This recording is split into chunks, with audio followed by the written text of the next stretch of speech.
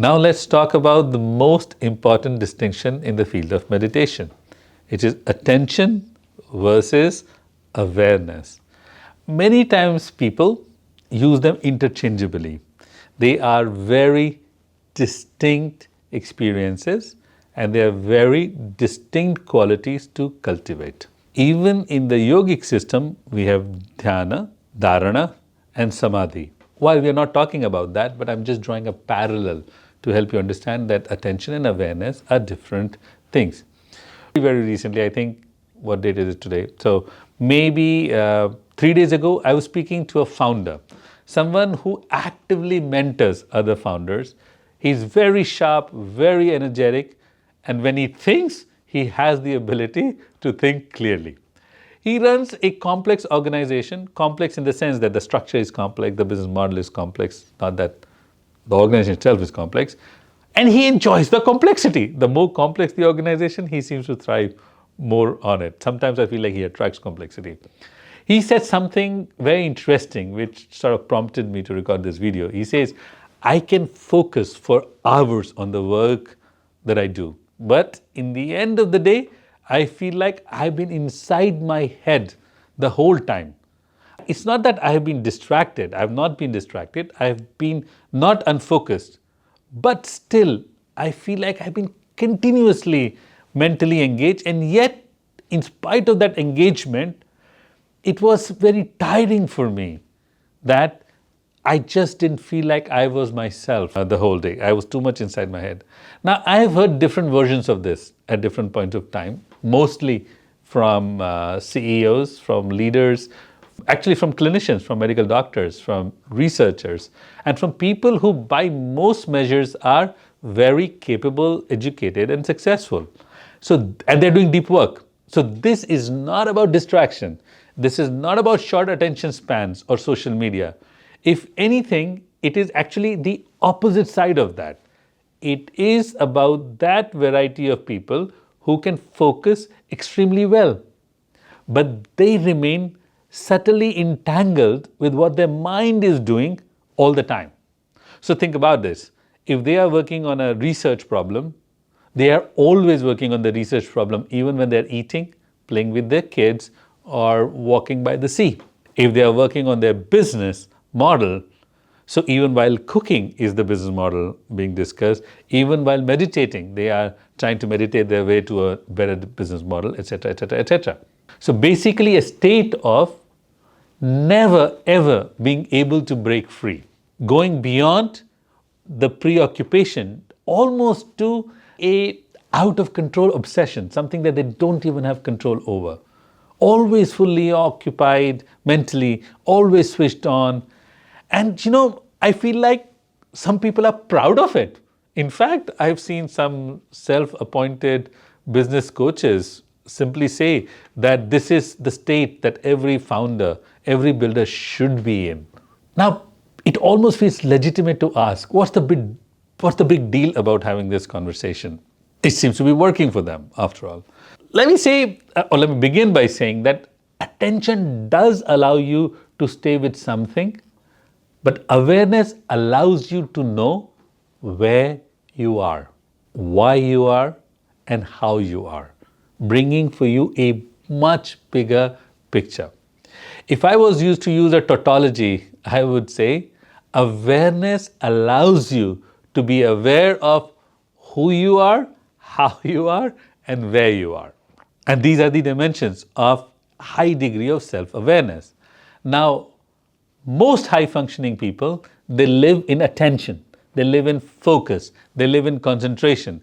They are inside the work, inside the thinking, inside the execution, inside the thinking about the execution or how to execute better. And because the attention is so strong, they feel like they are present. They are checked in with the whole situation. Let me say, presence is something entirely different. You can be fully focused and still be completely stuck and immersed into what the mind is doing and not be present about how it's affecting you or those around you. What is it creating for you in your life, even physiologically in your body? You are solving, responding, deciding, and at the same time, not realizing that a subtle narrative is forming, a narrative of pressure, a narrative of expectations, a narrative of constant interpretation of what's happening in life. And because awareness is not an active or activated state, this layer goes unnoticed.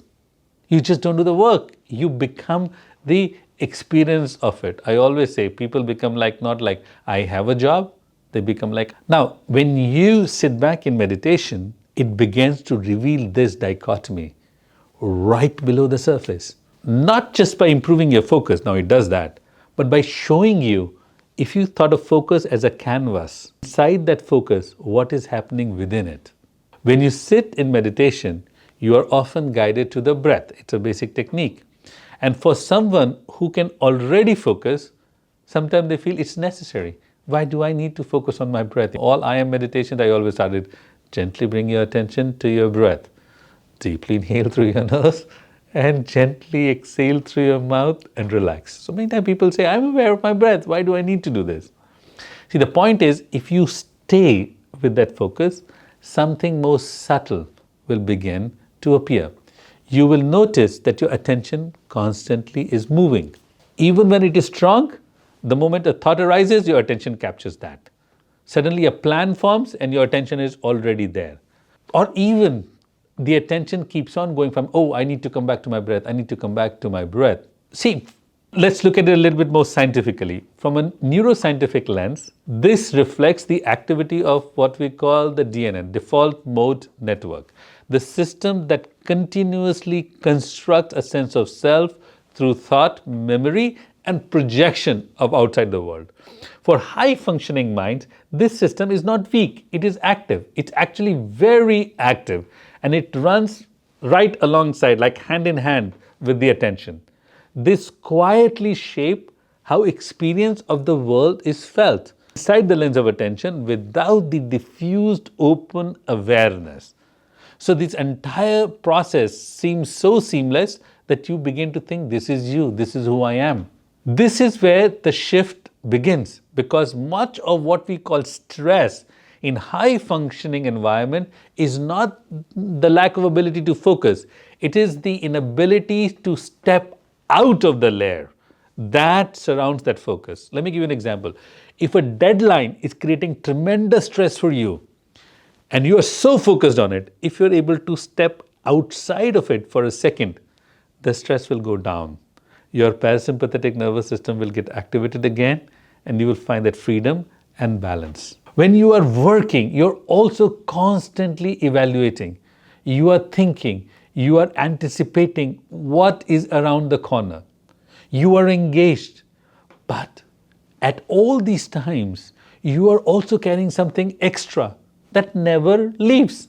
Now, if you don't have the awareness of how all of this is affecting you, this will become continuous. Now, with more expanded awareness, being present in the moment, something small but profound begins to change. The work will continue, and the work continues. Yeah? The thinking also must continue. That is the nature of human brain. But now you can also see what is being added to it. And in that seeing, there is space. Not detachment, not withdrawal, but just a little bit of loosening. In neuroscience, this is often described as greater flexibility between attentional networks and self-referential processing. So let me say again, greater flexibility between attentional networks, the default mode networks that capture your attention, and self-referential processing. That means the construction of who I am, my thoughts, my reality. But in real experience, it's something much simpler. Simply speaking, you are not entirely inside everything your mind possesses. You're not in the quicksand of your mind. And over time, this distinction deepens. Your attention still remains strong. You can continue to perform and think and focus and produce those results. But awareness begins to hold the whole field of experience. And there is a rising of quietening that starts. Quietening not just in your mind, but in your relationship to your mind. And that is a fundamental shift in literally your experience of being alive. You feel less compelled to react. You feel less compelled to follow your mind wherever it goes. Not because you have to fight it, but because you can see my mind is getting distracted, it's going somewhere else. And it's seeing that your mind is moving that has its own supreme intelligence. In meditation, then, for those who cannot focus only, but for those who can focus but are ready to step outside of it, they begin to see how their mind takes them away from the task at hand. And they learn the skill of not engaging it and bringing it back. They learn the skill of their life not being fully defined by what the mind is processing, but allowing the whole open awareness to give them a sense of self. When you have a full awareness, all the temporary triggers and threats that trigger the sympathetic drive, whether it's a deadline, whether it's an email, whether it's a notification, whether it's an imaginary pressure, all of that begins to quieten down. And that awareness gives us the time to rest and relax and regenerate. And this also allows us to experience depth. This is where a deeper sense of who am I, why am I here, what is my purpose begins to come forth. This is the time where you begin to appreciate more, not just who you are, but who you are becoming. This is the time you begin to appreciate not just what you need to focus on, what you need to get done, but this also helps you appreciate what truly matters for you. What is the next step for you? How well are you experiencing the experience of being alive? So I would say meditation is an act that's extremely necessary for highly functioning people because it brings to them true freedom. Freedom to be, freedom to experience, and freedom to have the joy of simply being alive, not being entangled in your thoughts. Like I always say, you are not your thoughts, you have thoughts. You are not your feelings, you have feelings. You are not your sensation, you have sensation.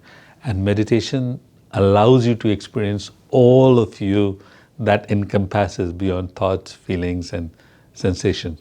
And that is your home, your safe home. And in that safety, peace, tranquility, freedom, growth, creativity, and connection arise.